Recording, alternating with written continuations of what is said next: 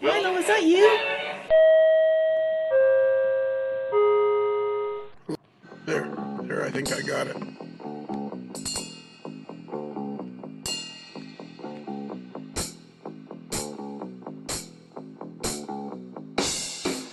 So here's my thing. Every year in the week between Christmas and New Year's. By the way, I'm speaking to Tony Cook, editor of Model Railroad News, HO Collector Quarterly, the managing editor of Diesel Era magazine, and probably numerous books, So, Tony, here's my deal. Every year, the week between Christmas and New Year's, I feel like, do I really need to do a podcast? I mean, like, seriously, like, do I really need to be putting out a Model Railroad podcast between Christmas and New Year's? So, absolutely. Really? Like, I couldn't have that day. I couldn't have that week off. Well, but in this world where we can put these things together ahead of time, that way you can always be there regardless. And I mean, trains and Christmas, how can you not be part of that? Well, so I'm going to let everybody in on a secret. So today is Monday, December the 27th. Christmas is come and gone. I hope Santa brought you everything you wanted.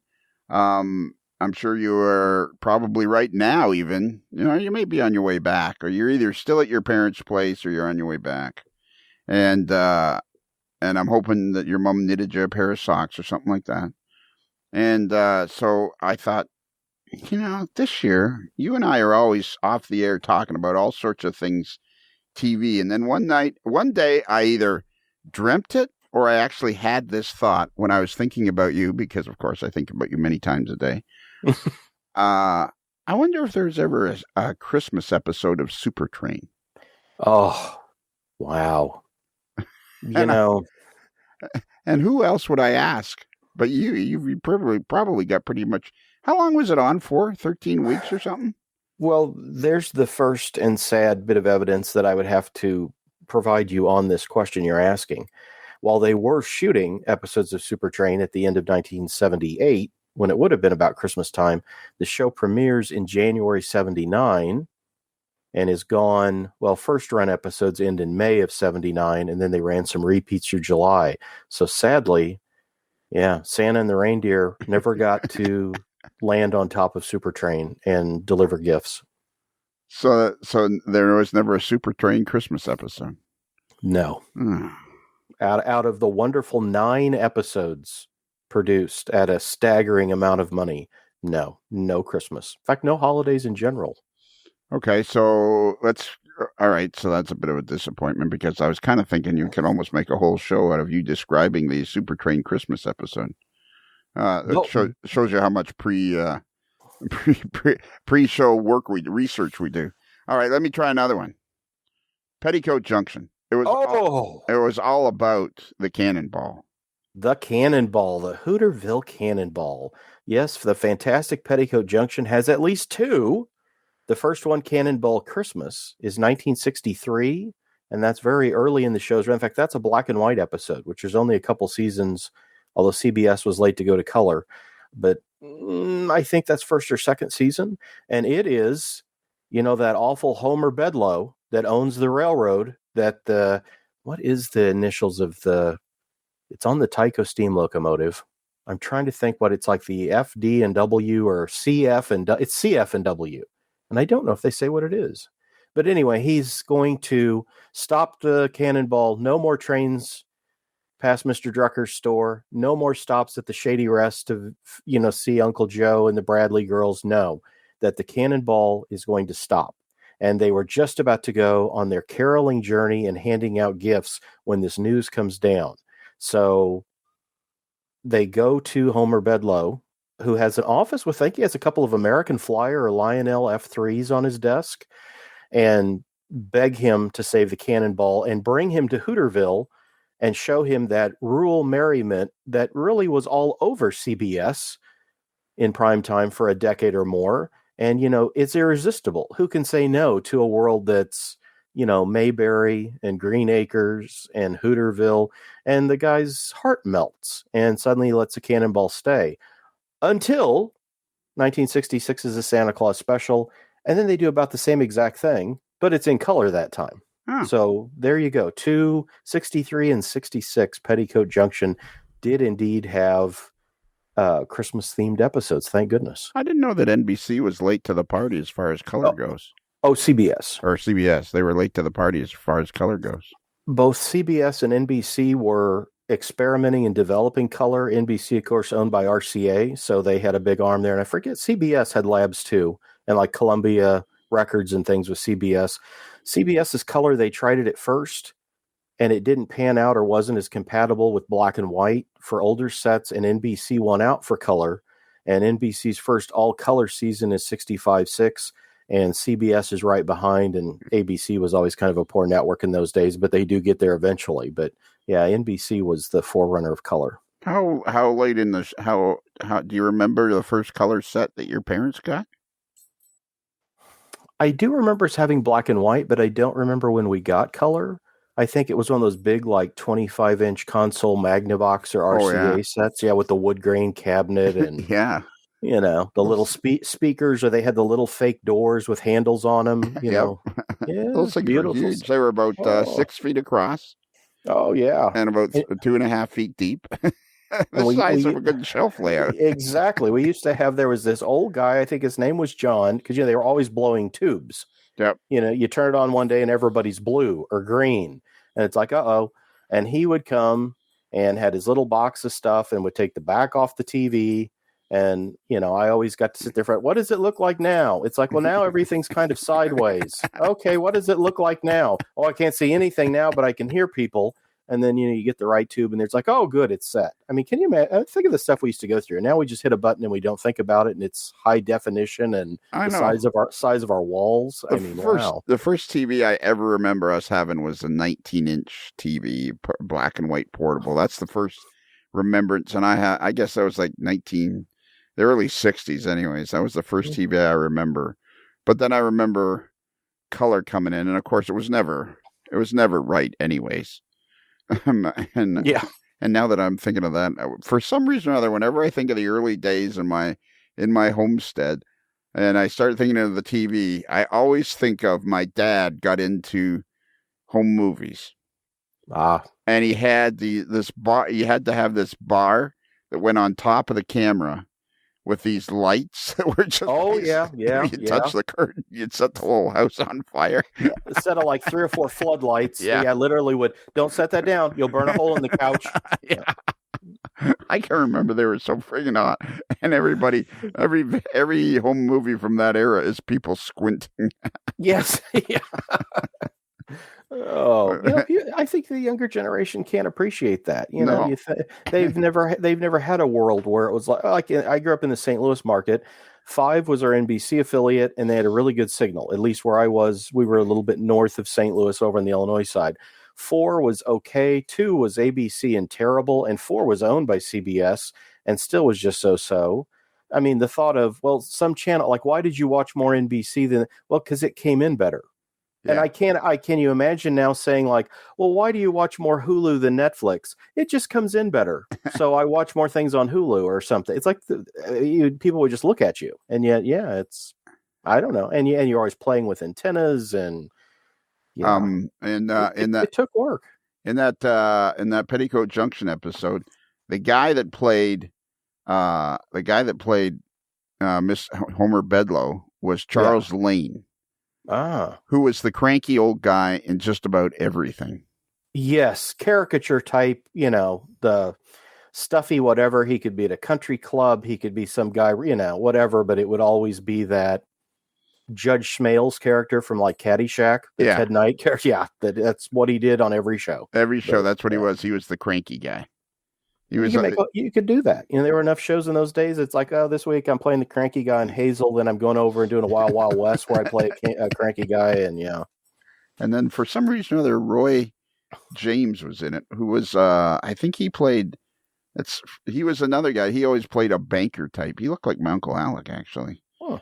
Roy Roberts, that was his name. Ah. And he was he was another character actor that was in everything. Veteran character player Roy Roberts proudly claimed over 900 performances in a 40-year career. I mean, man, that's crazy. He was in the Lucy Show a lot and stuff like that. But yeah, those old shows always had the same. I was talking to somebody else about that the other day. And we were saying that the other day. I told you I was watching, Columbo. I was watching a Columbo, and here's Ray Milland again after about 3. Now, of course, Columbo ran in that wheel. So, it's only 3 or 4 episodes later, but you would have had McLeod and McMillan and all these others in between. But it's like, really, nobody thought, isn't this the same guy that was a couple months ago? And yet I don't ever remember really thinking that. No, you never thought. There is a show now that was going to be coming on. There was something that was themed around a train. Just recently I saw something about a show. But there were no other shows really that had trains in them other than Super Train and Petticoat Junction. I don't remember. Yeah, not really. I mean, Wild Wild West, some of those shows did. Like when Tyco does Petticoat Junction, they do The Iron Horse, which I think was a Western on ABC with Dale Robertson. And they repurpose the Petticoat Junction equipment for it, and then they also do Disneyland trains at the same time. Again, kind of the same thing, just relettered. But yeah, I've never seen The Iron Horse. Do you remember it? It was Dale Robertson. Yeah, vaguely I remember that. So again, with the name The Iron Horse, I assume there were trains, and I have that set with its box, and it's got a wonderful thing with, everybody's charging at the train on horseback, and it's like, I don't know that show at all, but I'm intrigued. How about the show you've been binge watching, The Bunkers? Did they have a Christmas show? They did, in fact, and a lot of shows in general, from what I understand, like Christmas shows and some of the holiday shows are avoided because they don't work well in repeats and syndication. So networks, production companies tended to frown on those at times because they didn't work in later. Okay. Yeah, all the Norman Lear shows of the 70s, I looked them up, and you'll find Christmas episodes for All in the Family, The Jeffersons, Good Times, Maude, One Day at a Time, Sanford and Son, Different Strokes, Facts of Life, everything Norman Lear did. There's even Archie Bunker's Place, the follow-up to All in the Family. Right. All had Christmas episodes. Yeah. Not every year, but they had at least. No, not every year. But yeah, like Sanford and Sons is a classic 1975 Ebenezer Sanford.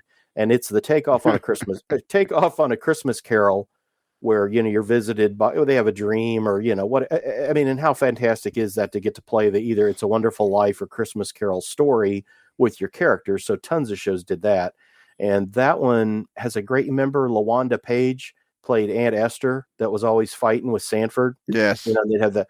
She walks in saying that she's full of the spirit of Christmas. And Fred looks at her and says, and the face of Halloween.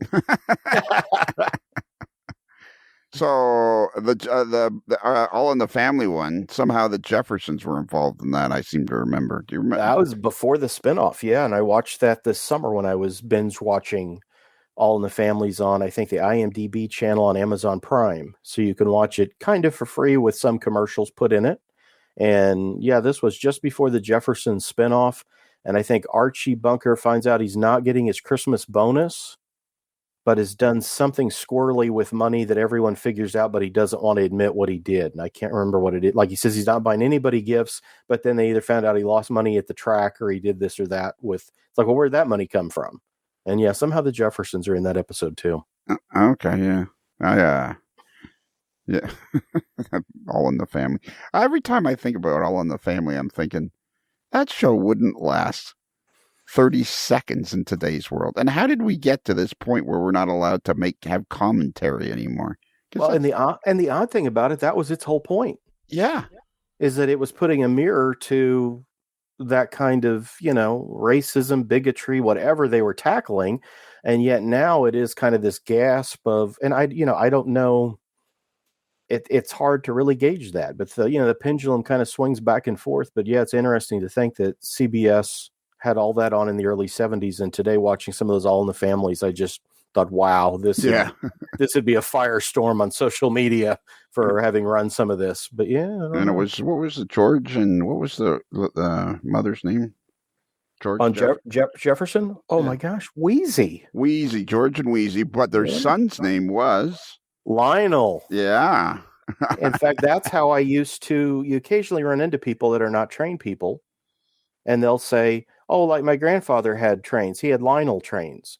And it's like, okay. And no, Lionel is George and Wheezy's son. Lionel is the company that makes electric trains. And it's like, oh, and they still don't get it, but it's like, okay, whatever. Yeah. Oh, and we mentioned Columbo. There is no Columbo Christmas. Really?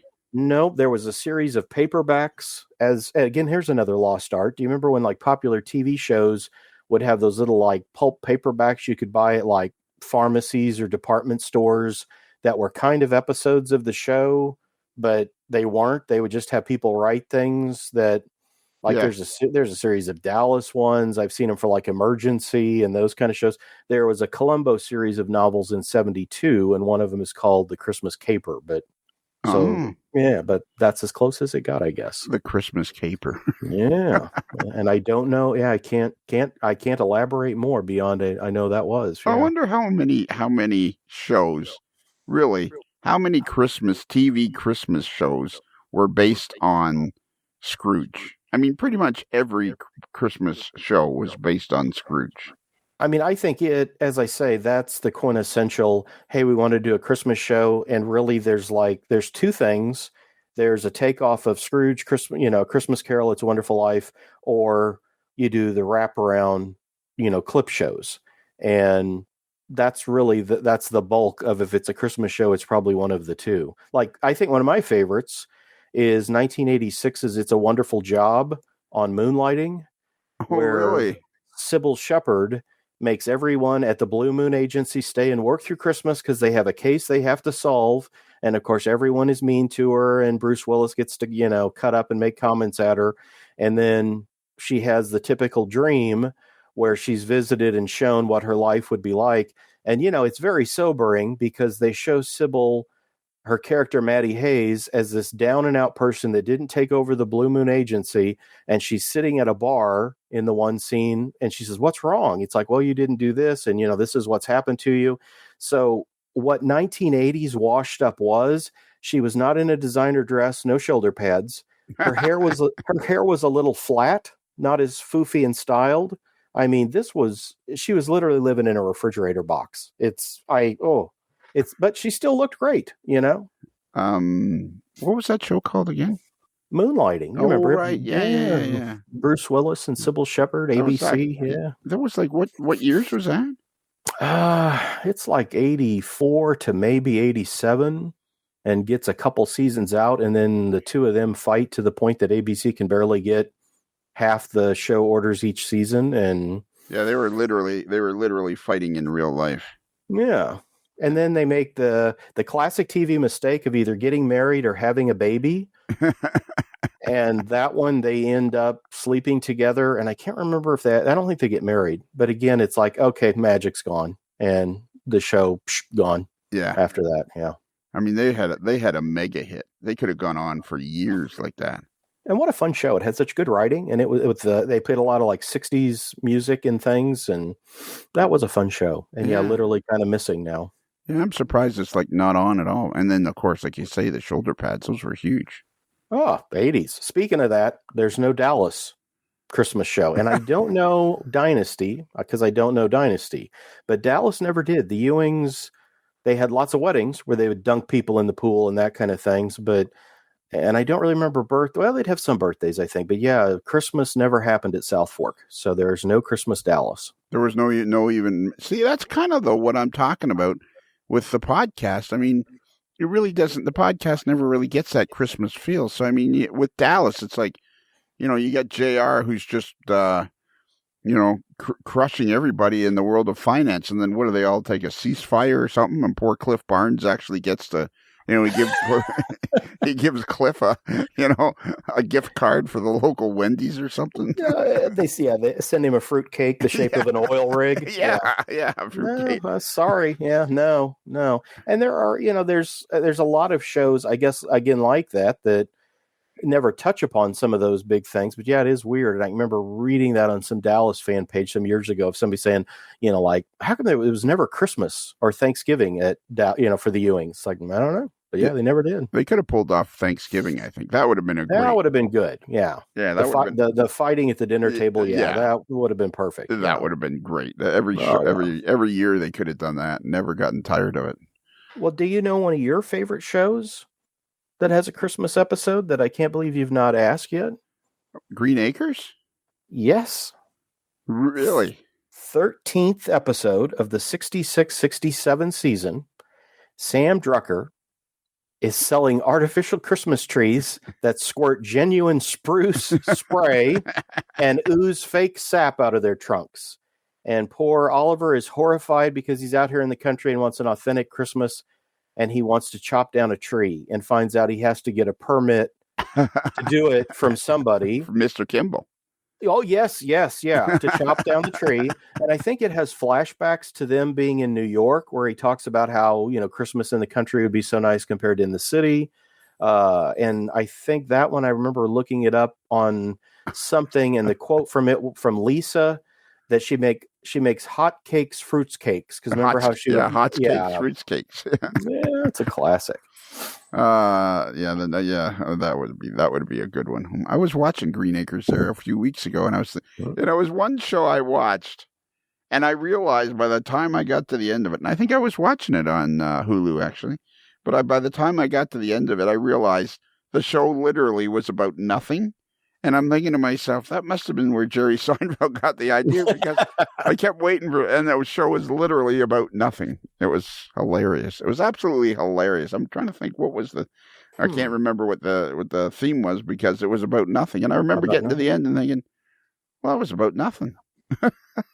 And man, boy, did that work for him. I mean, you talk about a concept that you scratch your head, but boy, the Seinfeld is a show about nothing. And in preparation for this podcast, over dinner tonight, I did watch 1997's The Strike, which has Cosmo Kramer on strike at H&H Bagels that we find out he works at, but has been on strike for 12 years somehow. But when he goes in, everybody just doesn't remember him and I forget how that, there's always 2 or 3 plots running. And that one, and it's odd, that's the title of the episode, is The Strike, because of course I was originally searching for Festivus. I thought, it's got to be called Festivus. And although that is in there, the episode's called The Strike, but there were 8 Seinfeld episodes that were Christmas themed. So literally almost every year, but I don't think anything will ever top George Costanza's, and, Jerry Stiller, that playing George's dad. Oh, I mean, there's a whole show right there that I would have watched. Yeah. Of just him. But, of course, we have Festivus, where it starts with the airing of griefs. Yes. Where he tells everybody what he's not happy about. And then they have the aluminum pole, where you have to do feats of strength or something. Yes. After the airing of grievances. And it's just so great to see poor George just, literally cower of, oh, no. And then there's a one scene where he's trying to get George to participate in Festivus, because he's just told Kramer about it, and Kramer's all excited. And they go into the diner that they were always at in Seinfeld. He lays down a little cassette player, and he's like, George, Festivus is back on. And, this was your childhood. This is your birthright. And then he plays the tape, and you hear George Costanza doing, but Dad, I can't do it without my glasses. You're just weak, and then the mom starts yelling, and it's like, and he runs out of there. So yeah, anybody that's had family things and dysfunction, which, let's face it, is part of the holidays. Oh yeah. I think that just speaks to all of us in a certain way, that Seinfeld episode. Yeah. And Festivus was actually a secular holiday that was celebrated on December the 23rd. Really? So that wasn't just dreamed up exclusively for Seinfeld? Wow. No, it's actually a sign, but that was part of his bit. Oh, okay. Okay. Yeah. Wow. As an alternative. Oh, maybe. I don't think, let's see. Festivus is the articles. Okay. I'm looking at this. No, it must be part of, originally created by author Daniel O'Keefe. Festivus entered popular culture after it was made the focus of. Okay, so it was before. Okay. Isn't that intriguing? Oh no. Okay, wait a minute. But it was made the focus of 1997 Seinfeld episode, The Strike, which was O'Keefe's sons, Dan O'Keefe, co-wrote. So maybe Daniel O'Keefe wrote Festivus. And it was celebrated on December 23rd. Wow. And feats, and there was also the explaining of events, easily explainable events were known as Festivus Miracles. Yeah, yes. And they do that in a couple where somebody comes walking in and Jerry's like, well, how did you know I was here? Oh, Kramer told me. And he's like, it's a Festivus miracle. Yeah. Oh, man. Let's see. Festivus was conceived by author and editor Daniel O'Keefe, the father of TV writer Dan O'Keefe, and was celebrated by his family as early as 1966. While the Latin word Festivus means excellent, jovial, lively, and derives from festus, meaning joyous holiday. I thought Festus was the sidekick on Gunsmoke. Well, there, exactly. Hey, I wonder if Gunsmoke must have had Christmas ones. I bet you. We never even thought of that. I didn't look. And yeah, it's up there as one of the longest running shows of all time. I did not check. And they must have had. I bet you they had those ones where, Marshall Dillon, something's not going right, and Festivus can't get his. I'm putting that in while we're talking. I have to take a look because I didn't find that one. Now like some of the other CBS shows, the Andy Griffith Show. Yeah. In its first season has one where they spend the night in jail. That's December 1960, and it's the only Christmas show of the 8 seasons on CBS, and it's one they have colorized and ran it in recent years. And it's something about one of the moonshiner or somebody gets arrested, has to spend the night in jail, and everybody feels bad, so they put a tree in there, and Aunt Bee and Opie and Barney Fife and Andy, all of them stay in there and celebrate, like you would do, obviously, yeah, and spend Christmas in jail with, the whole family. So, there was only 2 Gunsmoke Christmas episodes. And in season 17, episode 15, handyman Titus Spangler rescues 7 orphans from an overly stern headmistress, Emma Gundry, and winds up in Dodge City at Christmas time with these 7 kids that didn't have presents. And the town comes together and gets presents for these 7 orphans. And everybody, that's a classic Gunsmoke.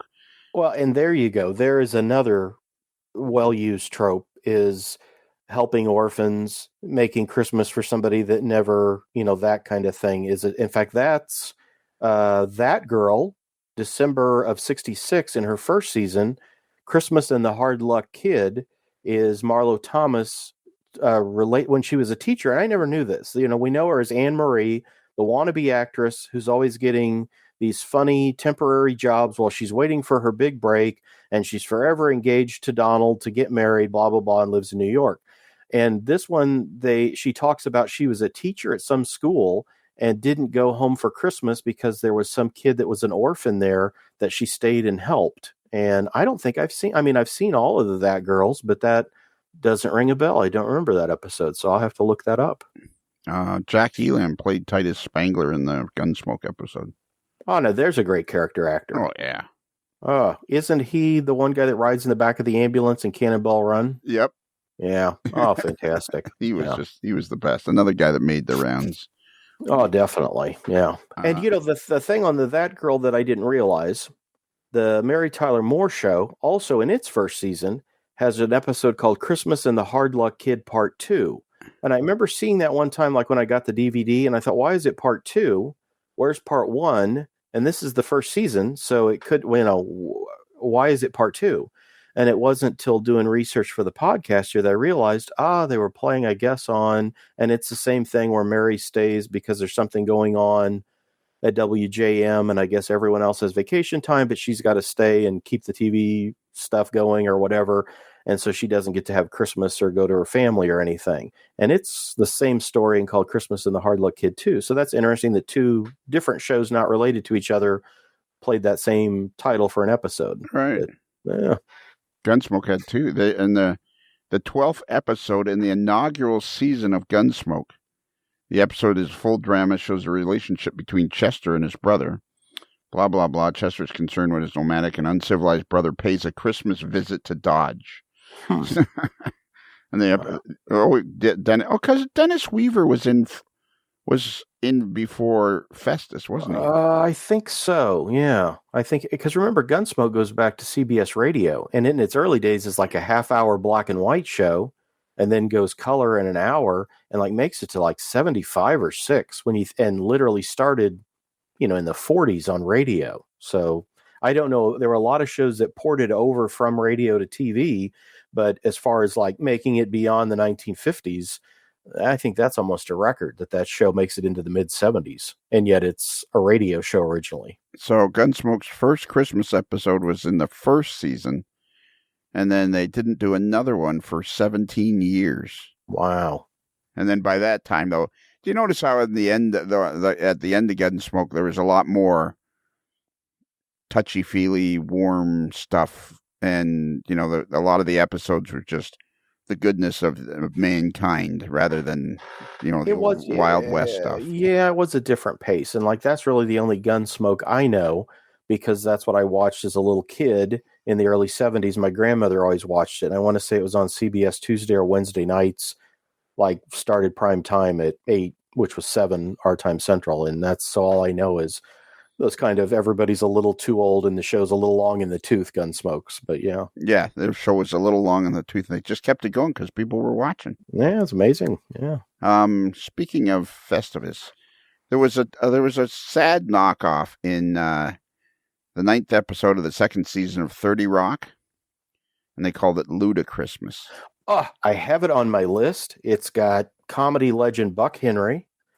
And yet season 2, and 30 Rock did tons of Christmas shows because it was a show within a show. They were producing a show for NBC. And so it was easy to say it was having a Christmas show and it would be the theme. That Ludachristmas, the thing I find so funny, Andy Richter, I think does he play Tina Fey's brother? Yeah, I think so. Cause Buck Henry is her dad and they come visit New York, and Andy Richter has had either some kind of mental disability or something, hit on the head or had a skiing accident, and he's locked in time that it's the mid 80s. And if you remember, her boss, Jack Donaghy, was this real ultra conservative type. And it's so funny as she introduces them all and she kind of says, oh, and a warning, you know, if he says something to you that seems bizarre, he thinks it's like 1985. And she explains the whole thing, and he stops and he's like, oh my God, for him, Reagan is still president. And just has this look like, wow, what a world. But I thought I was saddened by that one because I thought the Ludachristmas was just a cheap knockoff of Festivus. You know, it might have been. They were trying to get something to stick, stick like that, yeah. And it didn't. It never, like, I'd heard of it. I remember once I read it, I remember hearing about it, but I mean, it was nothing beats Festivus and Festivus. No. You know, the aluminum pole and the whole 9 yards and the feet. I like the airing of grievances. That's one I have to remember. And Thanksgiving or Christmas, I'm going to stand up at the table before anyone eats and say, in that tone of Jerry Stiller, okay, now we're going to air our grievances. This is where I'm going to tell all you people what I'm not happy with. How about this? I thought this was one that was out there, and I didn't give you any warning about this one. Full House, A Very Tanner Christmas. Ooh. You know, again, for a person that will admit to great passion for Sheriff Lobo and Supertrain, ABC's Friday night family comedies are now. I was over on Dukes and Dallas that night, so I don't know it. Yeah. Let's see. Okay, let's go on to and there's a couple. Speaking of that time though, the 80s, there's a couple of Golden Girls episodes that are bizarrely kind of downbeat. Like they've got, and they're both. Oh, yeah. Yeah. I mean, again, you would think they would have some, they're in Florida, so you could play on the whole, it doesn't feel like Christmas. They got flamingos out instead of reindeer, whatever. And then I looked that up because I do remember like something kind of an odd Christmas one. And their second season, 1986, they're all held hostage at a grief counseling center by a guy dressed as Santa Claus. And if I remember right, I think it's Betty White's character volunteered to work there. Then season 5 in 89, they volunteer at a homeless shelter on Christmas Day to serve food. And B. Arthur's ex-husband, also dressed in a sad Santa Claus suit because he doesn't have a job and was doing that as like a shopping mall Santa, shows up to get a free meal because he's been thrown out on the streets. And I thought, wow, both those are rugged Christmas episodes. That's a hard sell, I think. But, exactly. Wow. Here's a little interesting tidbit. Mickey Rooney played Santa Claus in a couple of Full House Full House Christmas episodes. They had like Wow. 6 or 7. Christmas was a big deal on Full House. Oh, okay. Wow. And Mickey Rooney was in a couple of them. He kind of looks like Clark Cooning, actually. And and I know you're not a big Full House. And I don't think I actually watched more than 10 minutes of Full House in my entire life. Wow. Well, I'm sorry for that loss of 10 minutes. But, yeah. And again, they will get hate mail now from the Full House fan club that I didn't realize existed, Yeah, exactly. But whatever. Yeah. Now Friday nights on ABC, if you go way back, you got 1969's Brady Bunch first season, The Voice of Christmas. And you got to remember that one, don't you? Not off the top of my head. Carol Brady, Florence Henderson, is going to sing at like some event, but she's lost her voice. She has laryngitis. And little lisping Cindy goes to the shopping mall Santa Claus and asks if she can't have mommy's voice back for Christmas. I mean, literally, I would assume the dial on your TV set was sticky from the sweetness of that by the time that was over. But that's Brady's 69 Christmas. And then I don't know. I didn't find that they had another. Would you think with all those kids? Yeah. And man, the product placement. Imagine if Tyco could have got in there and given the boys train sets or something. Yeah, exactly. But missed opportunity there for sure. But the next one's not until, I think, 88, the Very Brady Christmas movie on CBS is the next time I think we get Brady's at Christmas. That should play every year. The Brady's were timeless. Just I wonder if speaking of timeless, I don't remember the Dick Van Dyke Show ever having a Christmas show. I thought there was, because I thought it was one that CBS has done color and played, or maybe they just pick an episode. It seems like they've paired it with I Love Lucy as an hour, and I thought there was. Of course, now the I Love Lucy one that we've referenced a couple of times is season 6, so way into the show's, in fact, near the end of the show's run, and aired on Christmas Eve, December 24th, 1956, which is something today the networks wouldn't. There's no way you'd waste a big show like that on Christmas Eve. That's you got no audience.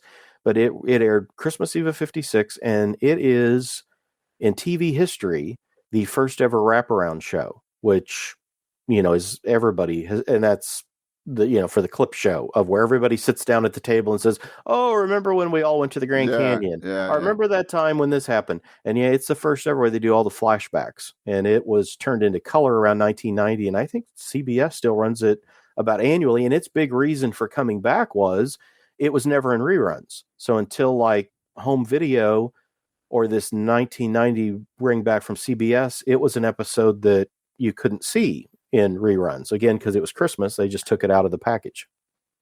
The Alan Brady Show. This is what the Dick Van Dyke Show was. December 18th, 1963, is the Alan Brady Show Presents, is a Christmas episode of the CBS sitcom Dick Van Dyke Show. Widely considered an all-time classic of the genre.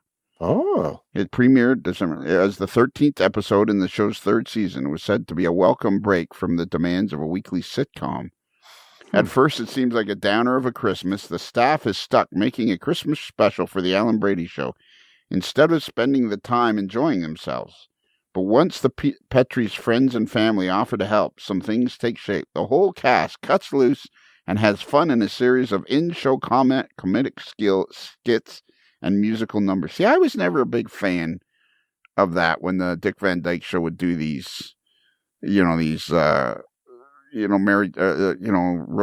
would do a number and kind of variety, yeah. When they kick over to and it was a good excuse at Christmas time for shows like that we're just going to do a song and dance number. Yeah.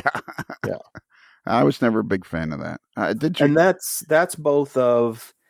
I know the first one I can remember seeing not that long ago when one of the Hulu or somebody had the Doris Day Show available for streaming. And did you know now that's a show that every season changes gears. She's on the farm the first season, second season she's working in San Francisco, and she's still living at the farm with Denver Pyle is her dad, I think, the old guy from Dukes of Hazzard, and she still has the 2 boys. Then the third season, he's gone, and she has the 2 boys in San Francisco where she's working, and then the next season the boys are gone, and there's never any reference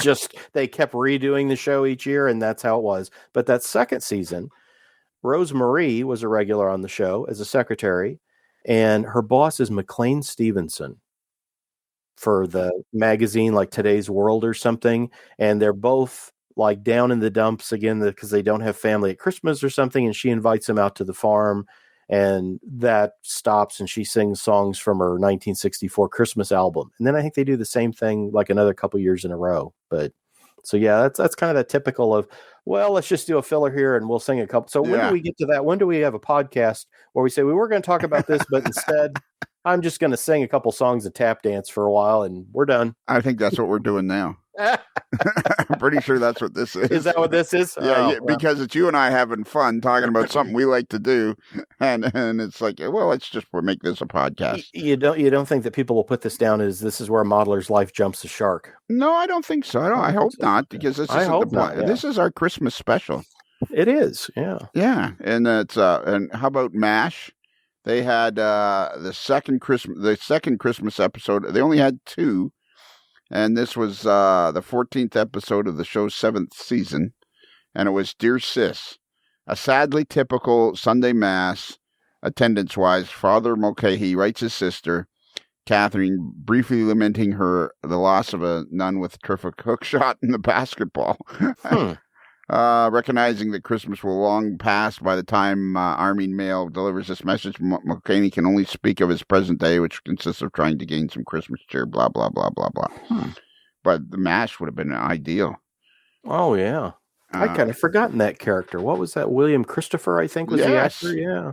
And he may even be one that comes in for After MASH. That I think he gets the role on that one. Yeah. Wow, I'd forgotten that. After MASH didn't really, that was like you said, Archie Bunker's place. That didn't make it at all. Sanford Arms. Sanford Arms didn't make it. And then they even tried again with Sanford. Yeah. So he gets 2 leftover shows. Yeah. Yeah. I mean, there's a lot of those shows where somebody says, man, can we squeeze any more out of that? It's like, no, I think it's dry and dead as well, come on, let's get 22 more episodes. Yeah. It's like, well, the star's gone. The guy who created the show's gone. Yeah, but have you still got Aunt Esther and Grady? Yeah. Sanford Arms. Put it on Friday nights at 7:30. That's right. I see. I can imagine right now Don Iris is in his shed out back, his little his train barn out back, listening to the podcast, thinking to himself, really? This is what you guys came up with? But I'm enjoying myself. I'm learning all kinds of things that I love this. That's the thing I love about the new world is you can go through just endless amounts. Pick a subject, start typing in on Google, and the information that comes up. This is, I remember as a little kid, our next door neighbor, he was my godfather, Jeff Pinkerton, and he worked at the radio station. That's how I got into radio broadcasting originally. He and my dad would sit around of an evening sometime when there was nothing to watch on TV and would talk about, music, movies. And of course, this is like in the 1970s where, no, it is, what can you remember? Well, I think it was this, or I think it was that. And and now it's like, well, it's a no-brainer. You just Google it and you get the whole list of things. But then it was... Yeah, exactly. Did Rockford Files ever have a Christmas episode? I would find that hard to believe if they did. Let's look at that because it did cross my mind today when I was kind of going over the list again. So let me see if there is, because I'm thinking there was, but you'd have to. You would think that Rockford Files could have a Christmas episode. I mean, it would be a corny, kind of thing, but I mean, it would be like, I'm seeing not, or at least, I don't think so. No. And how long did that show go on for? It's like 74 to about 80 or 81, and then it gets TV movies. Did it start as early as 74? Yeah, September 13th, 1974. I feel like I could say to January 10th, 1980. There you go. And it had trouble that last couple seasons. James Garner's biography is a great book, and I'm trying to think what the title of it is. But he had Maverick on ABC in the late 50s and gave Warner and ABC so much trouble that they bring in like Roger Moore as the British cousin, and basically they're filling. I mean, you got to wonder when you're coming into work and somebody says that's going to be your British cousin. It's like, well, why is he here? Because we've really about had it with you. And so, yeah, Maverick, he kind of goes through that. But now I love James Garner. Don't anybody get me wrong there. I mean, from Move Over Darling with Doris Day to The Great Escape to Grand Prix. I mean, Murphy's Romance with Sally Field. James Garner's an all-time. I own every season of the Rockford Files, but even he mentioned, or it's mentioned in that biography. I don't think it was an autobiography. That again, this was somebody that he was trouble, like Peter Falk was on Columbo. Always trouble for Universal and NBC. But really, and oh my gosh, yeah. And Garner was the same way. He did a lot of his own stunts. He did a lot of the stunt driving. And he ended up having back problems. And like that last season, I think they end up with like 13 episodes, and that's the best they can do. And he's basically suing Universal and NBC and vice versa. And so not a great ending, but somehow they kissed and made up because they make about a half dozen TV movies about a half dozen years later. So, and yeah, Peter Falk was, I mean, from the get-go, before Columbo was even a hit, basically fought with Universal and fought with NBC.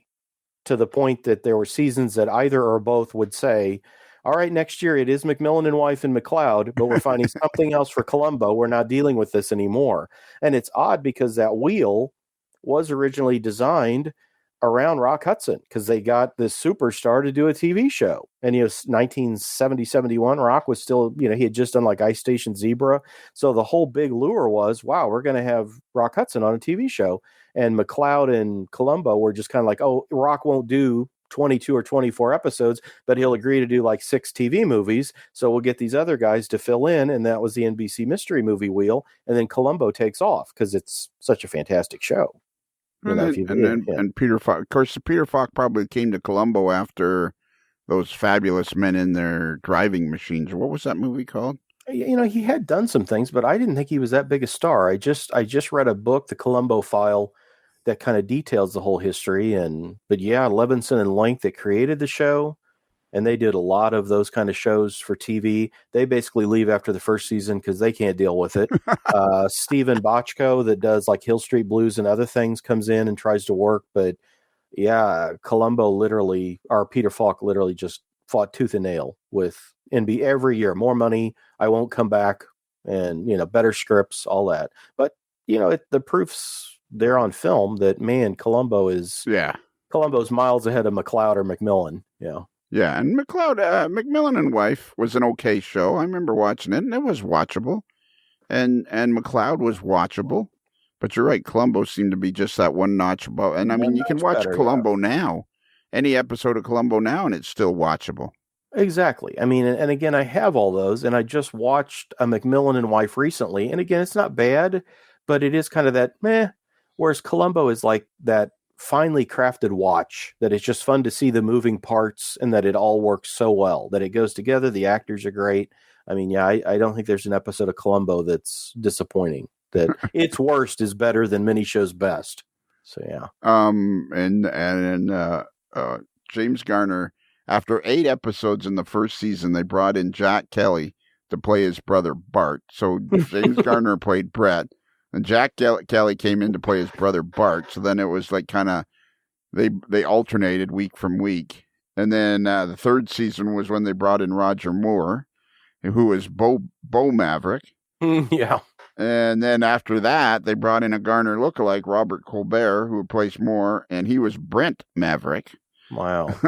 I mean, that is desperate. That is, you're walking into a room of guys that are all like, we're waiting for your job here. We're waiting for ABC or Warner to say enough, and we're taking your job. Although as tough as Garner was on that, and Rockford falls apart in 80, they reboot Maverick in 81 or 2 on NBC. It only makes it about a year, but that was when no one was watching NBC. So you could have had, the second coming would have been on the big event. It's like, yeah, it got beaten by a repeat of The Man with the Golden Gun. It's like, well, that's too bad. So yeah, it was a tough time, but they turned right around and gave Garner a job again. So well, and the problem was after Garner left after the first 3 seasons, they thought he'd become groveling back, but he became a huge movie star. Yeah. and boy, he did have a great career, and lasted forever. Yeah. James Garner epitomizes cool. He does. He's one of those guys like Steve McQueen. I Yeah. mean, that it's just, definitely. And I got to get myself a pair of James Garner shades. You had those shades that were brown, but they faded to clear towards the bottom. I always thought those were so cool. And that old gold Firebird. I mean, between Garner and Burt Reynolds, they put Pontiac on the map in the 1970s. Yeah, exactly. And that gold Firebird was not particularly pretty. Have you ever watched The Office? Yes, there's a fun show, and they did Christmas things, didn't they? Yeah, they did. They had one. They had one called the Christmas Party, and it was a season 2 gift exchange. It was the inaugural Christmas episode. Wow. Okay. Yeah. I haven't seen that. I've binge watched that over the years a couple of times, and I watched it when it was on NBC originally. But yeah, there's a great show. And here's one I didn't tell you about that I thought absolutely would just throw you for a loop. I thought this was hilarious when I saw this one. Let's see, where are we here? Hang on. The Fresh Prince of Bel-Air.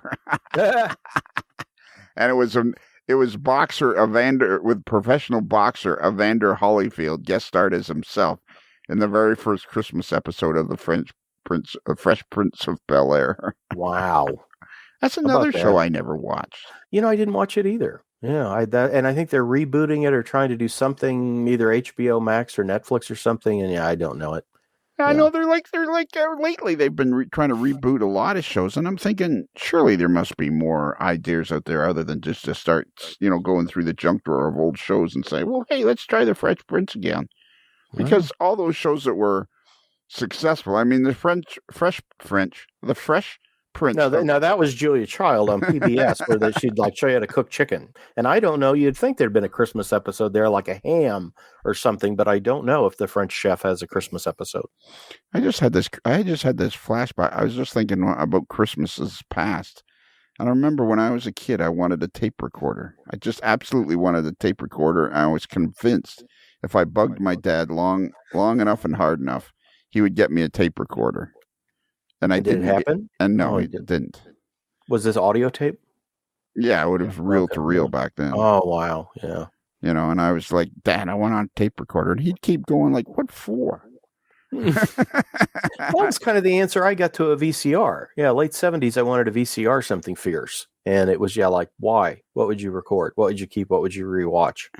VCRs were wildly expensive at the time. Oh my gosh, yeah. I mean, that had been a monster of a $1,200 Christmas present, which I didn't realize or appreciate, I guess, at the time. But yeah. And the movies were super expensive. Wow, yeah. Nobody could have imagined where it was going to go. What's your all-time favorite TV show? Well, Super Train, obviously. Yeah, that's right. Yeah, I guess. But, I mean, second favorite is probably...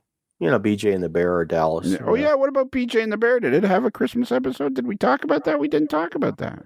Now, sadly, because this is a show like Supertrain that I'm baffled is not available on streaming services, that there's not box sets with commentary on Blu-ray with new 4K restorations. But no, BJ and the Bear is not available. But I do have copies of all the episodes, and I did go look. December 1979. Silent Night, Unholy Night is the episode. And a person comes to BJ because they've got news on a corrupt sheriff. Now, I know you're thinking, wow, a corrupt sheriff episode on BJ and the Bear, that's novel. Yes, yeah. It had been done, but, we're going to run it again. And it was not Sheriff Lobo. I think by this time he was already spun off on the misadventures of Sheriff Lobo. So I think it was Dana Elcar, who was a character actor as the sheriff in trouble. And the guy comes to BJ for help getting transported to some place to show his evidence of what this corrupt sheriff is doing. And the guy is Ted Danson. No, really? How about that? Yeah. Wow. So Cheers. Ted Danson was on BJ and the Bear. Yeah. So it made stars of anybody that traveled through that show. There you go. Yeah. Let's see. Here's one from Cheers, Christmas Cheers, 1987. Do they have a food fight? Is that one, or is that a Thanksgiving episode?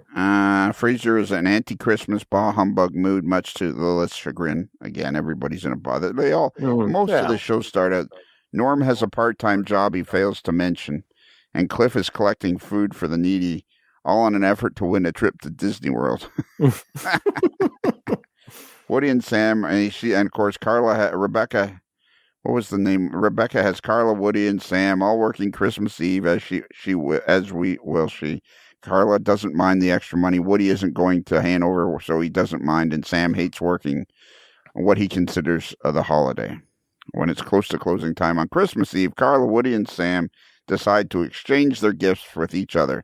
That's when Sam learns that everyone seems to have a present for Rebecca, which he doesn't.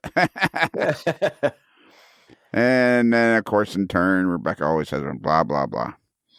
And Rebecca was Kirstie Alley, right? When the show kind of got revamped when Shelley Long left, yeah. Yeah. Second prompt, maybe find something appropriate which strikes the perfect balance of being not too expensive, but still saying, I want to sleep with you. He may get his... Good old Sam. Mayday Malone. Wow. Mayday Malone. That was a good show. I watched a lot of Cheers. I watched Cheers. Yes, yeah. Of that NBC group, I think out of that Thursday night that was so popular, I liked Cheers, and I would watch Family Ties at times. But yeah, and I never really watched Cosby. And it was, the kickoff of that night. It was huge. That's why the whole night ran the way it did, with Night Court followed Cheers some seasons. Oh yeah, Night Court. Yeah, I watched a bit of Night Court. Yeah. NBC. Which is your favorite? NBC has been the most colorful. It's been the most colorful network, has it not, through the years? I don't. I think they all kind of have their whatever things, but yeah, I've always been a NBC fan for whatever reason. Yeah. Yeah. Well, yeah. that's obvious. Obvious, yeah. Let's see. I'm going to look best NBC shows. Oh, no, this is. I don't agree with this. With NBC, let's see the best NBC shows of all time. Let's see, what do we got here? Let's see. Parks and Recreation. I like that. Yeah, do you? And it was supposed to be a spinoff of The Office, or they were going to backdoor pilot it, and then didn't connect the two shows and let it go on its own. Yeah, so they've got Parks and Recreation as the best all-time NBC show ahead of Seinfeld. That's bizarre. Wow. That's overstating the. Yeah, I don't know that I couldn't do that. Yeah. Which network was MASH on? CBS. Okay, and then of course NBC had Friends. Right. Another hit. In The Office.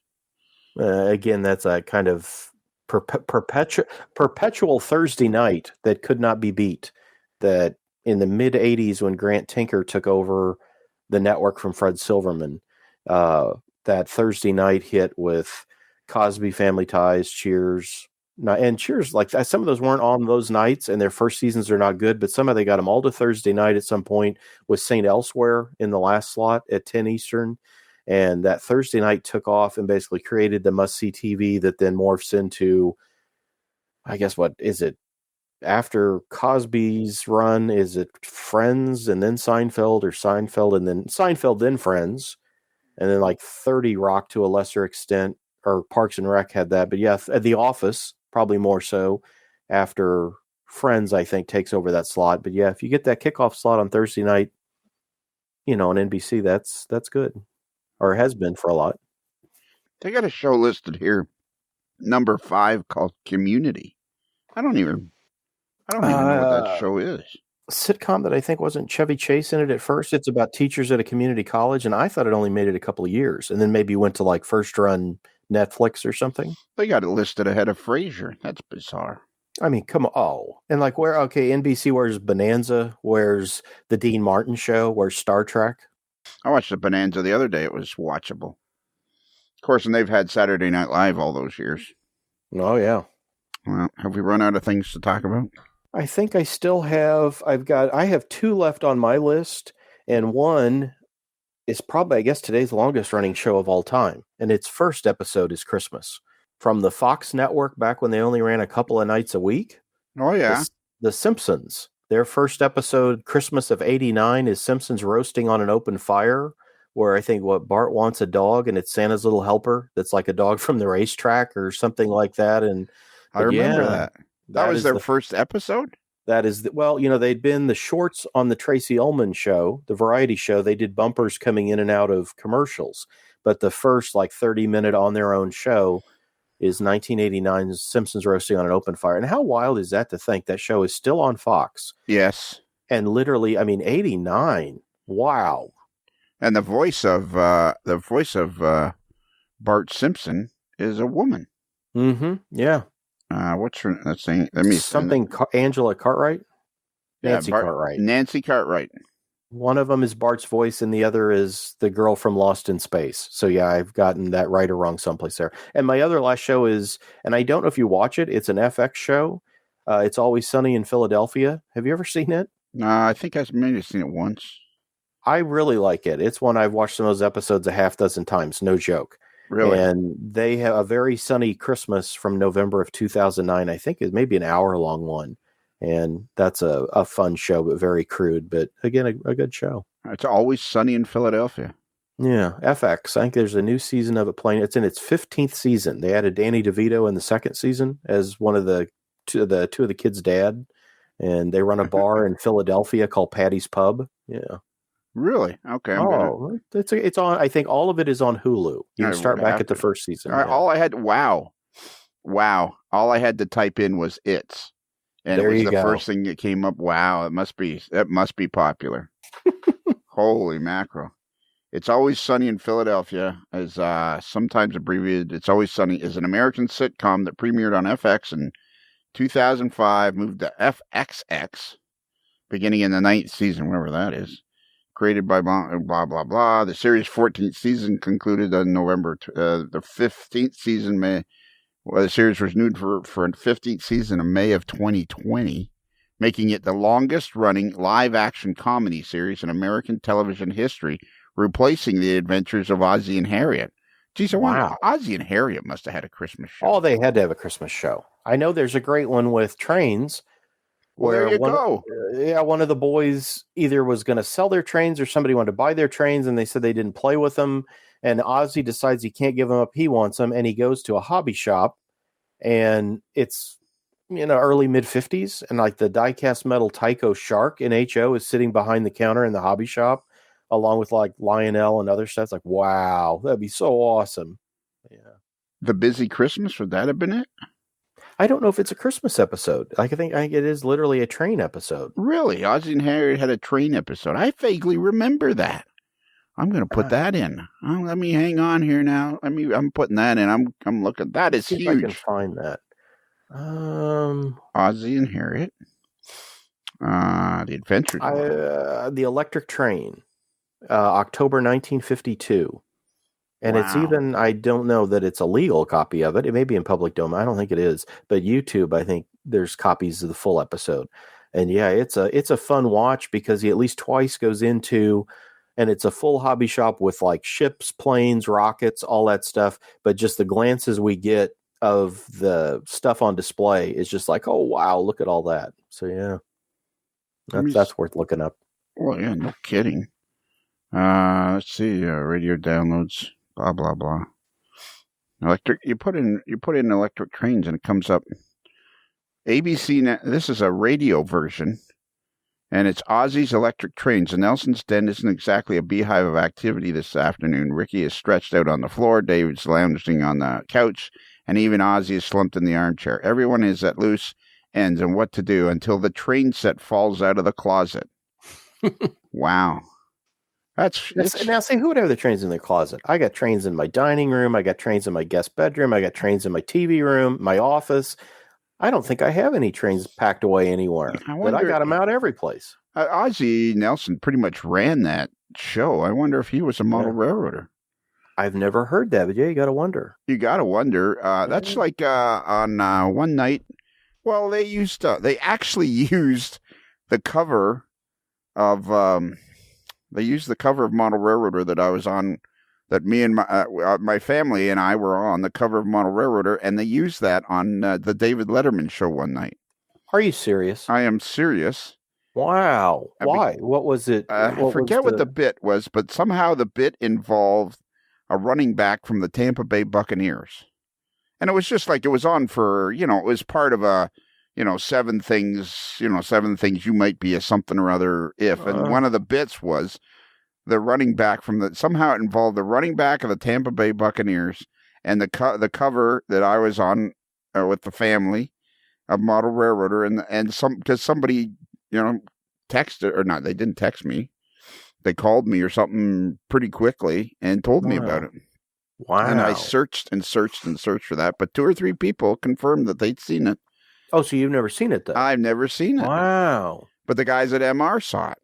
How about that? That's right. Wow. That's how I knew it was the legit, because there was some guy that was one of the staff guys, one of the executive guys for the David Letterman show, was huge. Was a huge model railroader. I can't remember what the guy's name was.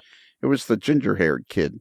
The ginger-haired guy was a model railroader, because they often, maybe a half a dozen times over the entire David Letterman show's years, especially when it was on NBC, they often referred to model railroading. Wow. As a punchline to a joke. Huh. Yeah. So I bet you Ozzie Nelson was a model railroader. There's way more model railroaders than anybody can even imagine.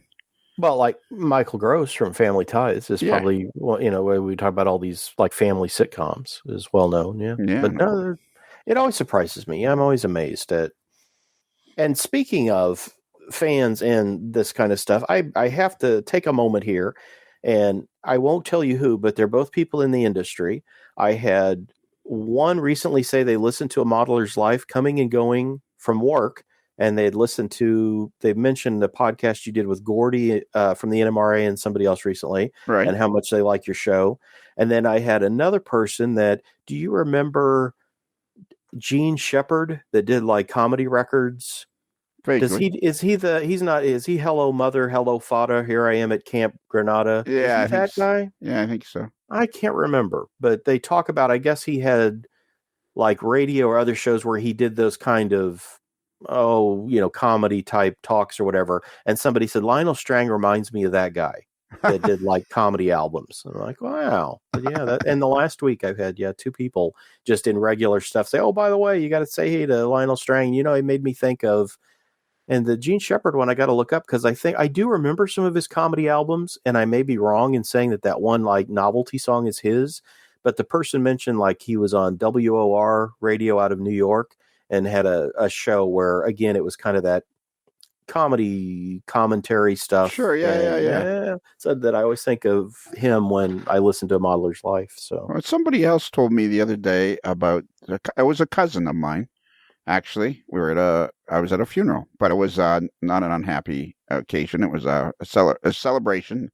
And anyways, we got talking, and he knows of the podcast, and he says, you got to get Shotgun Tom Kelly on the show.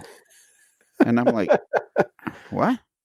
From Sirius XM? Yeah, from Sirius XM. And I said, what? He said, Shotgun Tom Kelly. I said, okay. He said, don't you know that he's a model railroader?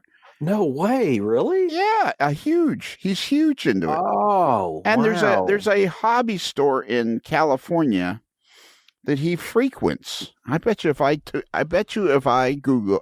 type in Shotgun Tom Kelly and model railroad, something will come up. Hang on. In fact, I know we could reach out to him, because I am actually friends on Facebook with Dave Heffel, who's one of the Sirius XM 60s jocks. And I think Shotgun Tom Kelly's either 60s or 70s music, because those are the only 2 of those I listen to, and I know his name. But I bet I could ask Dave Heffel for his email. That would be fun to talk to somebody that does Sirius XM and is a model railroader. Wow. Yep. If you put in Shotgun Tom Kelly, here's Shotgun Tom Kelly's HO train layout on Facebook. Wow. Shotgun Tom Kelly's Railroad on Facebook again, and there's all kinds of let's see, model railway layout plans.com, Shotgun Tom's HO scale model railroad built with, and there's what is the store that he is part of? I think it's like Williamson's. Have you ever heard of a store called Williamson's? In Southern California? Yeah, I think the only thing I can think of in Southern California isn't the original Whistle Stop. Yeah, that's Fred Hill. Yes, Fred Hill. Yeah, but that's the only one that comes to mind to me. I've never been to that area. I stumbled across. That is the thing that just absolutely blows me away. You and I are talking now, and I know I stumble somehow one night. I'm searching for something here on through the internet, and I stumble across this guy's shop in California, and then the next thing they have a little clip of Shotgun Tom Kelly on doing something with it, and it's like, Huh. So yeah, and there's a bunch of pictures here of him. He's huge into the hobby. How about that? Wow. So you know somebody that can hook us up to you. He'd be great. I think to have so. Yeah, on. it would be. Yeah, I will ask Dave Heffel because I email him on 60s stuff. He does the 60s satellite survey where they talk about, they do a top 10 from like 1967 or 68 and other things. And so it's always fun to say, that was neat to hear this or that. And he always responds. Nice guy. Shotgun Tom Kelly has a star on Hollywood Boulevard. Wow. How about that? Yeah. So, I mean, I got to find out what that's. Well, if we talk to him, he'll tell us about it. We got to do that. That is something I think That is great. Awesome. Yeah. Yeah, he's very much into it. What was I going to say? Oh yeah. So now we're talking about Sirius XM, Sirius 60s channel. What about Flash Phillips? I do know the name. Is he on? I think he's on 60s. I don't think he's on 70s. Yeah. No, he's in the morning. He travels all over. Oh, okay. And say, I usually kick on the Sirius either 60s or 70s, like mid morning, late morning. So I don't always hear the early morning. Okay, I'm going to look up Sirius now. I'm going to look up Sirius 60s and see if I got the name right. It's 60s Gold or something too. They just moved it. It used to be Channel 6. Yeah. I don't understand that at all. Which I now like. It flipped automatically, like on the Lincoln's radio, just kept it. But I notice now when I ask like my Amazon device and we'll ask for Channel 6, I'll get, here's the coffee house from Sirius X. I'm like, no. Why are you playing that? It's like 60s. And I got to remember to now just say play 60s Gold. Yeah. Yeah. Let me see if I can see. Flash Phelps. That's what it is. Flash Phelps. Oh, so and Dave Heffel, you said? Yeah. He's on after Flash Phelps. Yeah, and that's, I hear him a lot. That's about the time I listen is mid-morning, mid-afternoon. I have that on. So how did you start talking? So you just started emailing him? And I think I found him on Facebook because I had a question about, again, they occasionally do themes on those satellite surveys of like the 60s greatest instrumentals or one-hit wonders or this or that. And I remember emailing saying, wow, I had never heard that or didn't realize this song was that group under a different, something like that, thinking, he'll probably never respond. And they did. And so, yeah, for, just kind of one of those every once in a while when I hear something or he makes a joke or does something like I say, hey, I listened to that, it was really good. Or, wow, that was neat. I didn't realize that was such a big song, when you like the all-time 60s hits of whatever, Yeah, each week Dave Heffel hosts a look back at the top 40 chart from this week in the 60s. That's a fun show. It's like a couple hours and it's on 2 or 3 times throughout the week. And I think you can play it off their app. And again, it's always fun even if it's just, these are the top songs from this time of year in 1968, or when they do the themed shows again, it's a fun thing to listen to. And Flash Phelps, I can listen to him in the morning because he travels all over, the country. Like he's like got 1 million miles on his car, and his thing is he loves to travel and go see things. In other words, he can tell you where to get the best waffle on any interstate in America. And see, now that's important knowledge. That's important knowledge to know. And see, that's what we need to do. I think I've said this recently to somebody that I'm going to get rid of my house. I'm going to get just a camper with like satellite internet. And boom, I'm just going to travel and do the magazines and rail fan and yeah. How are you doing with the magazines lately? Because lately you seemed like you were getting behind. You were struggling to keep up almost when you had 3. I still have 3. Yeah. This year was that kind of transition because we got Diesel Era from Paul Withers, and I just talked to him the other day, and he's been enjoying his retirement, which he's rail fanning and shooting pictures that he's going to send me for Diesel Era. I said, I don't really know that's retirement, other than you're just not laying out and putting it together anymore. But okay. And yeah, that first run we were getting Diesel Era back on schedule. It was a little behind. So we got it like in May, and I like immediately had to get it quarter 2, quarter 3, boom, boom, out, and then just did 4. So kind of getting that new normal in play. But now I'm kind of with that all again because HO Collector is marking its 5th anniversary, and Kevin and Nadine Udaly have expanded it from 48 pages to 68 pages going forward. Yeah. So it's boom. And so when does that start? That it's going to be... The issue I'm working on now is first quarter of 2022, and it is the first 68-page HO collector, and I think the price stays the same, or it's like it went $8.99 to $9.99, but it's literally another half of a magazine will be in each issue. Subscription rate, I think, is still the same. It's like $32 a year. So yeah, it's issue and a half now. And Diesel Era goes up a little bit. It moves from 64 to 68 pages. So both my quarterlies are now 68. But HO Collector is wonderful because that's most of the feedback is I wish there were more articles in every issue. I wish you could do more content, or, I like and once you're investigating and talking, it's like this may be the only time anybody ever talks about this model or locomotive. So you hate to leave anything off the table. So you end up with these kind of larger stories, but then people get frustrated with, oh, there's so many things I want to know about. Like, why are there only like 4 feature stories an issue? It's like, well, that's about all I can squeeze into 48 pages and do them justice. So that moves us now to like 6 feature stories, and a couple of smaller sections will be added. Oh, like I've got an identification station, because I get that a lot on Facebook where somebody said, who made this F unit? I thought it was this, but there's nothing on the bottom. So I don't know what company it was. I'm doing a couple pages for like that, and like trains that never arrived, where I show like an announcement for something that now they never did that road name, or that never came out. So a few of those things that I always kind of wanted to have space for, but just never did. Wow. And now who's going to write that stuff? The new stuff. There's me and my co-editor, Tony in Kentucky, that we work on those together. So this first one I did a lot of, because it was, kind of bringing it up to speed and setting up these new like little subsections that'll be pretty regular. But yeah. That sounds like a lot of work, man. It's all train stuff, though. I understand that, but I mean, still, you're only one guy. Like, now you've increased.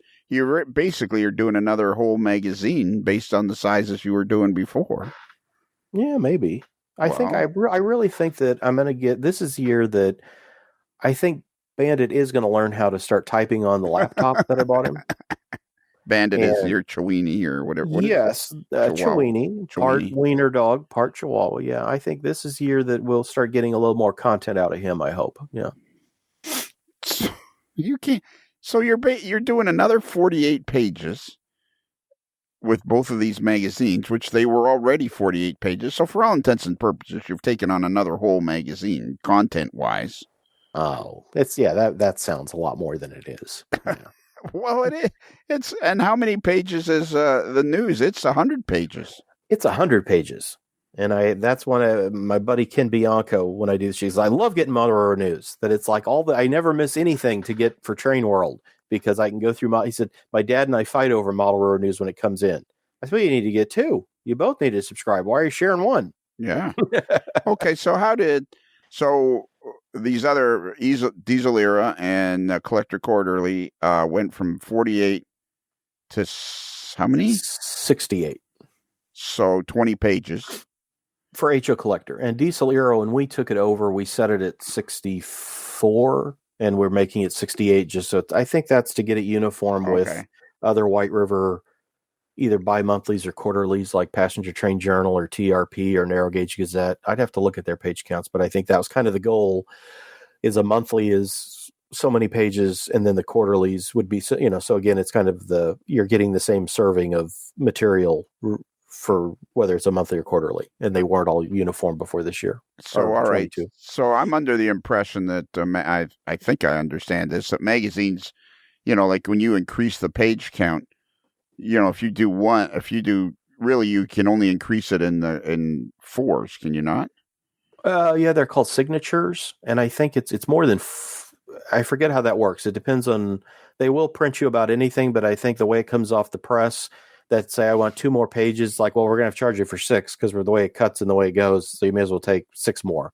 So I'd have to think about that, but yeah, and I should know that. But isn't each I don't know, let's say leaf, it's all one piece and it's 4 pages.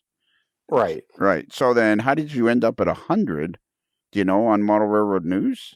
I think that's what it was when White River purchased it. And that was standard. That's, I think, at the time, Craftsman, Model Railroader, both hovered, 100 pages was, and we talked about the magazine I really wanted to expand was Model Railroad News, but at 100 and costs and mailing, and it becomes a problem of to bump it to say, I don't know, 124 pages is like, well, suddenly you got a mailing issue that now it's going to go for a different rate. Or so we talked about it, but weren't able, because boy, that's a magazine that's busting at its seams all the time with, there's so much product. I mean, for news, reviews, everything, that it's always, wow, I really hoped I was going to run this month, but we got these 3 other things that have just got to run. So let me bump this over to next month. So yeah, we could do an issue and a half, I think, of Model Road News every time and still not cover everything. It's crazy. It's crazy, the product that comes out. Which, of course, goes back to that great line that you had. That's one of the greatest observations in the history of a modeler's life, is when you said you couldn't do Model Railroad News in the 80s. No. I mean, and now, here we are in 2020, and it's like or 2020, what year is this? 2020. I think shockingly next year's 2022. Okay. Which, do you know that's the year of Soylent Green? Oh, is it really? Yes, it opens as New York 2022. So I hate to tell you this, but things are going to go downhill really, really quick. We're going to be eating green crackers in New York with Charlton Heston here soon. So get ready. Good old Chuck. Oh man, yeah. So, okay. Can we just, now that we're on this and we're doing movies, we're having fun, and can we just clear this up once and for all? Now that you've brought Chuck Heston into this, come on, the ending of Airport 75. What were they thinking? It was, for a disaster movie, it was well done. I mean, I know that the critics at the time said it was a TV movie that they turned into a theater movie, but it was a very watchable movie. Very watchable. Oh, I love it. At all the airports, that's probably the film I grab and throw on the DVD player. Yeah. It was good editing, good casting, good everything. Fun movie. Movie. And they go through the whole, and I love George Kennedy. He was perfect casting for his part. Joe Petroni. Yeah. And then the only way they can save this situation is by dropping a guy in through the big hole on the co-pilot seat. And they lose the first guy, Ensign Ricky, he goes. Yeah. So then they drop in, Chuck Heston. I forget what his name of his character was. George Murdoch. Okay. And they drop in Murdoch. And, of course, he's got a thing going with Karen Black, which, of course, that was a no-brainer. Oh, yeah. And but then, they do a hug, and, Heston looks over the controls and notices, there's a light out on the dash that says the gear isn't down, and that's it. And then they just land. I don't understand how the last 15 minutes of this movie was flat. It is kind of, I don't know. I mean, but when you look at these, the big deal always happens, whether it's like Towering Inferno, Poseidon Adventure, Earthquake, about 45 minutes or so in is when the earthquake hits, the tidal wave hits the ship, the midair collision. So it's always kind of that, well, the big thing has happened now, like Earthquake. The whole other half of the film is them trying to get Genevieve Bourgeot, his girlfriend, out of that parking garage. There's not much to that. That Earthquake kind of wanders to its end. Yeah. I guess that's what the disaster.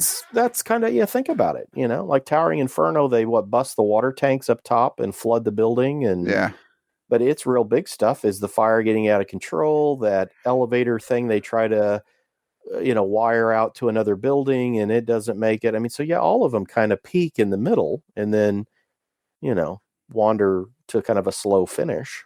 I wonder how much he would have got paid for that movie back then. I mean, probably a huge salary back then would have been maybe $500,000. I mean, maybe. Yeah, nobody made the big bucks like they started in the 80s, 90s. So, I mean, think of the stuff he cranked out. I mean, like 74, when that's out, he had just done Earthquake and like that 2-minute warning about the blimp at the Super Bowl. Yeah. So, and he was about to do Midway. So, you just kept working. I saw a Tonight Show clip recently with Heston on with Johnny, and that's what at first they don't mention he's talking because they never show you the clips because they don't have rights to them. So they basically will, you hear the audience applauding, "Oh, that looks exciting," and we didn't get to see it because they don't show it on the clip. And he said, "Oh yeah," and he starts talking about, "Well, I didn't do that. That it was like Yakima Canuck's son, who his whole family were stunt people. That's who did the drop into the plane." And I'm like, "Oh," because I picked it because of the date, thinking, well, he's either promoting Earthquake or probably Airport 75, and it was Airport that he was promoting and talking about. But okay, let's finish this up now. Let's what's your all-time favorite Christmas movie? I think I'd probably lean on something like It's a Wonderful Life. Yeah, that's probably where I would drop into. I mean, I'm a big fan of Miracle on 34th Street, the original. Oh, with little Natalie Wood, yeah. I'm a big fan of Christmas Vacation. I guess I would have to see. I always hesitate saying Christmas Vacation is my favorite because I always think of Jimmy Stewart and It's a Wonderful Life because it's such a lesson about your life. Yeah, it's about are you really that unhappy or are you just unhappy with your situation? Yeah, is your life really that bad or is it just not as good as you'd like it to be? The appreciation, yeah. And one of the first ways I saw that, do you remember the role reversal or the gender reversal with Marlo Thomas in that role for an ABC TV movie in the 70s? No. Yes, it happened one Christmas is what it was retitled. Marlo Thomas has the Jimmy Stewart role. Wayne Rogers from MASH has the role that Donna Reed had as the, is married to Marlo Thomas. And the angel is played by Cloris Leachman. And it's a Wonderful Life story done for TV. But, role reverse, that the men actors from the movie are played, women. Do they follow it pretty close to the original? Mm-hmm. Yeah, well, very much so. In fact, I think it may even be like Pottersville and all that kind of stuff. I don't think she's a savings and loan, but they may have kept the name Bailey. Somehow I think they do. And that's kind of one of the first ways somehow I saw that. And later knew there was the Jimmy Stewart movie, but and I think you can find it, that it's either on Amazon or YouTube or something. But, and who doesn't like Marlo Thomas, Yeah, exactly. Wow. It was written by, let's see. It's a Wonderful Life was written by Lionel Chetwynd. It happened one Christmas, based on It's a Wonderful Life, written by, I guess, Lionel Chetwynd. I'm going to see who he was. Let's see who he was. And what year is it? I think it's like 76, 77. Wow, there you go. Yeah. And It's a Wonderful Life was not, when it came out, was a dud. That Frank Capra had films that did well, but that film flopped initially and was forgotten.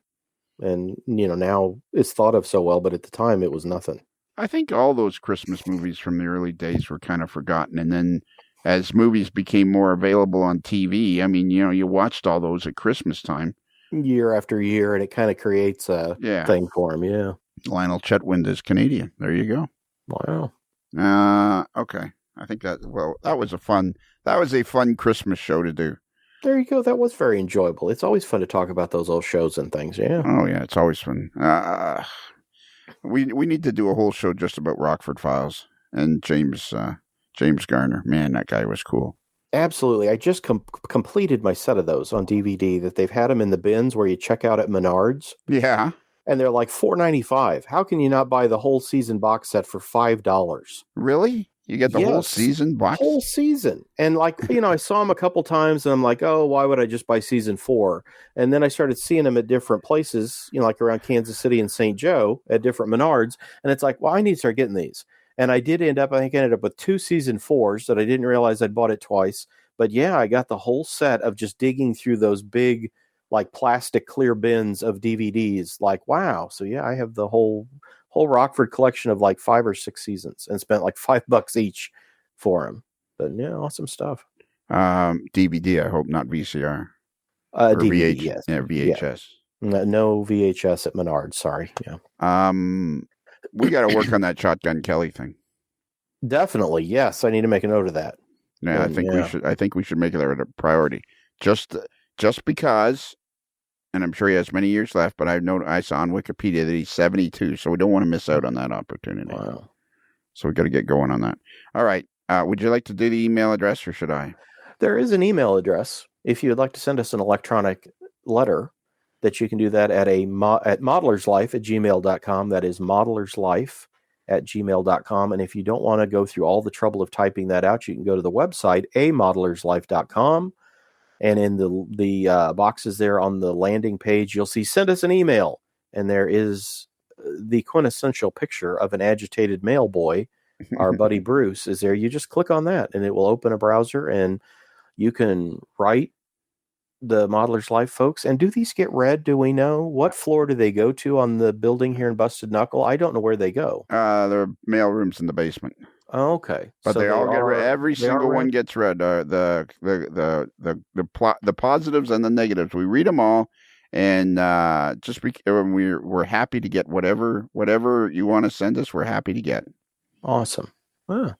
And so it's 1L and it's Modeler's Life. 1L like Miracle. Ah, yeah.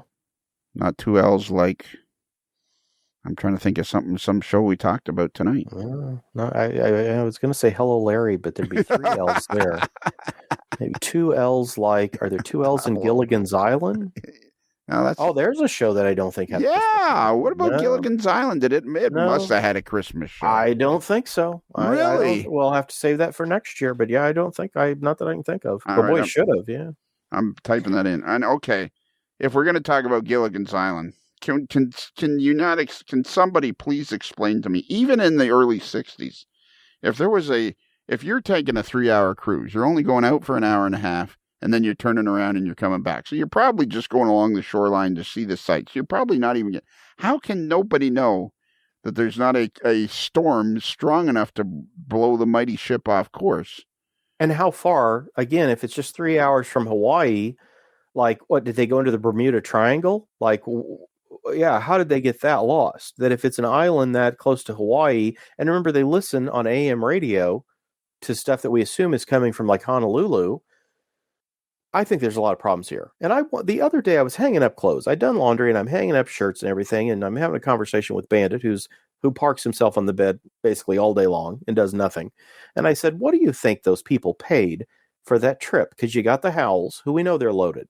You got Ginger Grant. She's a starlet. She can do whatever. But like the professor, unless he's like absconding with grant money, has now got a lot of bucks. And poor Marianne's this little girl from Kansas. So, I mean, we got a disparity here. This is probably not a rich people's thing. But what do you think that the skipper and Gilligan were charging people for this 3-hour trip? What would that be in 64? You think $50? That may be even too much.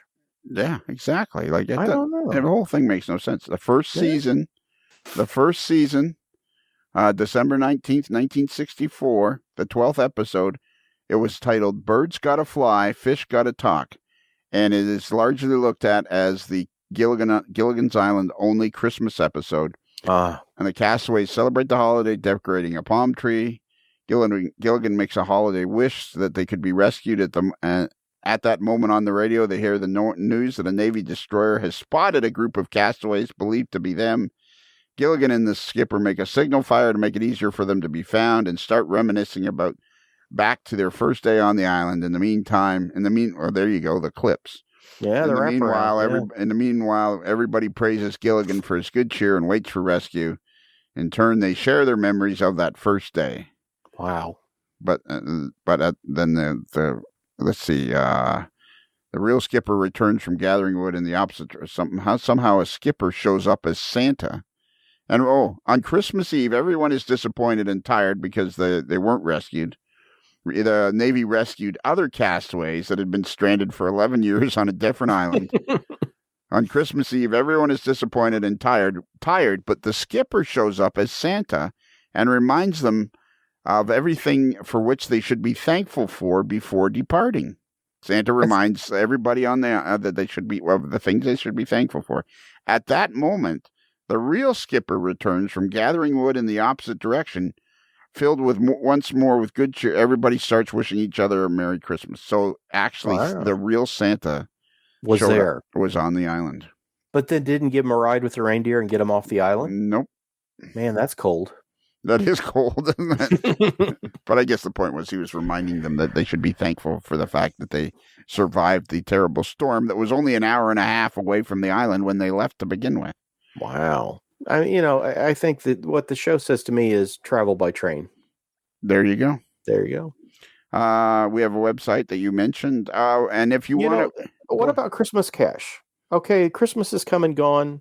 I got, some greeting cards, Christmas cards with some money in it. If I wanted to spend some money and I thought, what would be nice for the new year if I had some AML swag, if I had a coffee mug, if I had a ball cap. So when I went places, people would go, wow, that guy listens to A Modeler's Life. That's so cool. Yeah. Is there a way to get that? Like, could I spend some of my Christmas money on product? As chance would have it, there, our friend Stephen Atwell and his dad, but they own a shop in Independence, Missouri, and I think it's downtown Independence, but apparently it's not. It's not, no.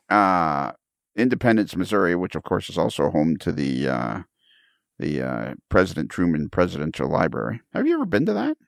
I have, and I heard that they just renovated and reopened it again. So I'm kind of eager to see it again. Yeah, that's a good visit. Yeah. Anyways, in Independence, Missouri, they now have a 15,000 square foot model railroad shop.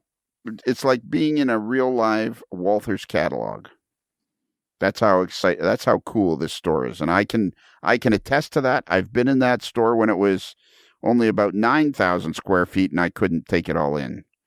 So then, so now it's 15,000 square feet, and if you go to their website, MidwestModelRR.com, boom, and you scroll across the navigation bar to the right-hand side, which they've redone their website, and it's really, really nice.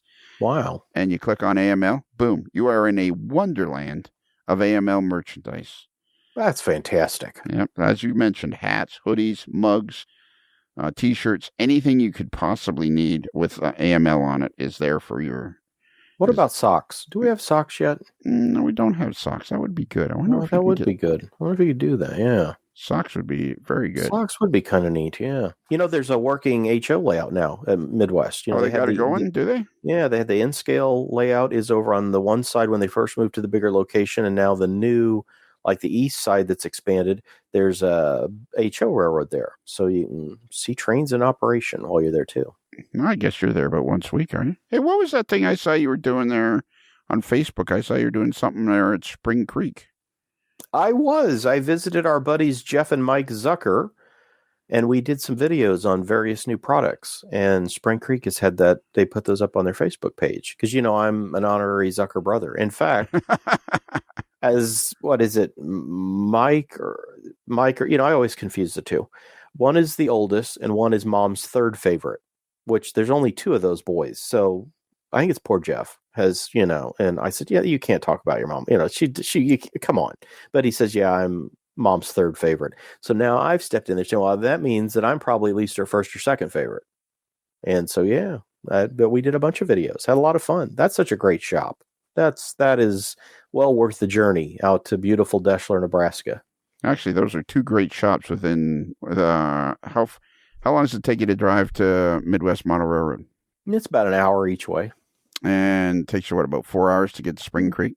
About 4 hours to Spring Creek, yeah. Yeah, so both are great shops. But we are particular fans of Midwest Model Railroad because they are the only shop in the whole world that sells AML merchandise. How about that? Wow. I know. They're the exclusive distributors of AML merchandise. That's Midwest Model Railroad. That's MidwestModelRR.com. Well, there we go. And with that, I believe we are completed. Are you ready? I think I'm ready. Okay. So remember, a modeler's... before I say that, I hope you had a great Christmas. Yeah, how was yours? And what about Boxing Day? Oh, Boxing Day was awesome. That's good. See, we don't have that here. I know. And I never noticed that. Is that boxing like Ali went 3 rounds with, or is it Boxing Day like you take the stuff and put it in a package like Amazon brings you stuff in boxes? I got to look that up again because I at one time knew what Boxing Day meant, but I'm lost on that. I don't know why we've not imported that because we'll take about any holiday we can get south of the border here in the U.S. But so you guys still have Boxing Day kind of exclusively, or do you share that with Europe? You share that with the UK or something? Oh yeah. Okay. But you guys have what do you have, 40 days off there in Thanksgiving? You have all those days off during Thanksgiving. Just I think Thursday, and some people take Friday. Okay. So it's just a lot of days. Yeah. It's a 4-day weekend. Well, I guess. I mean, not for me. I went over to my folks, but yeah, I worked on train stuff through the whole weekend. Well, that's because you expanded those magazines. Well, there you go. Yeah. Anyways, I'm a happy blessing of the season to you. Indeed, and I hope everyone had a good Festivus too. Yes, Festivus, which was on December 23rd. All right. So remember, a Modeler's Life podcast is considered marginally adequate by 6 out of 10 shopping mall Santa Clauses.